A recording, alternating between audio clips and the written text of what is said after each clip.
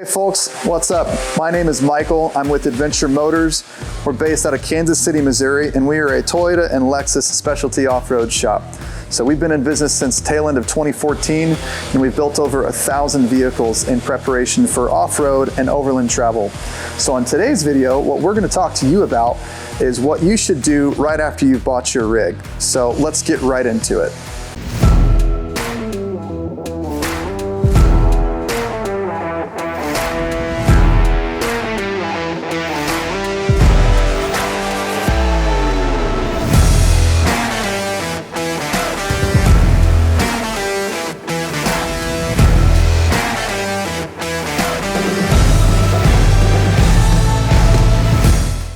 Obviously, this video is not going to cover everything as far as building your vehicle. If you have any questions, feel free to give us an email at outfitting@adventure-motors.com or hop on those forums. Start asking questions. Ask people that have been doing this thing for a long time or for at least a couple of years and pick their brain. Figure out why they have the parts. I guarantee you'll run into somebody that has been doing this for a while that's gonna go, yep, I used to have this and then I took this off. Yep, I used to have this kind of rig and then I don't have that rig anymore, now I have this rig.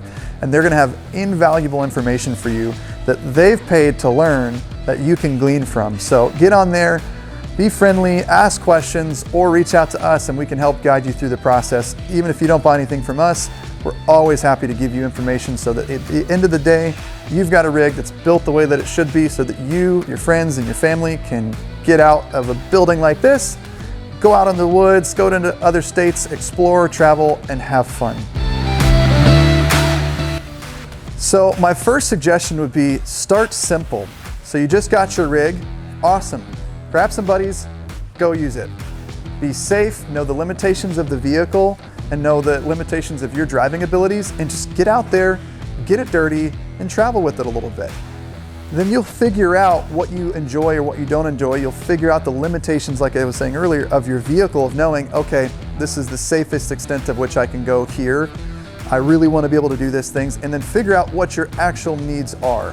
So start simple. Don't just buy a bunch of stuff because it looks cool or because somebody said, hey, you should get this. Actually think about it, research, and ask a lot of other people. Get varying opinions, folks that maybe disagree with each other, and take those into consideration for what you want and what's going to be best for your rig. Now that you've done that, you've used the rig for a little bit, I'm going to give you some pointers or some suggestions of products and parts that we use a lot here that we find covers a lot of our customer base and folks that get a lot of use out of them. So obviously the first one's going to be suspension. So 9 times out of 10 as you're starting to build a rig, you're going to start with the foundation, and that is what's keeping the vehicle on the road, helping you have comfortable on-road characteristics, giving you higher ground clearance off-road and a comfortable ride off-road. So suspension, and then either a wheel and tire or just a suspension and tire setup is normally our #1 go-to starting out the gate. And again, making sure that as we're selecting suspension on the front end, we're selecting it with the understanding of what's coming next so that we know that that suspension can either grow with us or adjust with us down the line as we add weight with things like bumpers, sliders, roof racks with maybe tents or gear on top, rear bumpers, camper shells, rear drawers, stuff like that that have added weight. So make sure that when you're selecting your suspension, we're selecting it knowing what we're going to be adding on top of it from there. So then after we do suspension, 9 times out of 10, what we tell folks is means of self-recovery and means of self-protection. So what do I mean by that? Front bumper and a winch is going to be a lot of the times a good go-to, but that winch line, it gives you means of self-recovery to where you're not reliant in most scenarios to get yourself out of a situation where you're stuck. And then on top of that is going to be the skid plates and sliders. The reason we say that is that's cheap insurance. You got a lot of expensive components underneath of there, and as you start getting into more aggressive or more moderate off-roading, you're going to find yourself in situations that could have something that would compromise the integrity of your drivetrain or the electrical components that are underneath of the vehicle. So skid plates and sliders are a great thing that we like point people to pretty quickly because it's cheap insurance. You know, you could spend $1,000 on skid plates and it's covering $10,000 or more worth of drivetrain components between, you know, your oil pan, your transmission pan, your transfer case, items like that.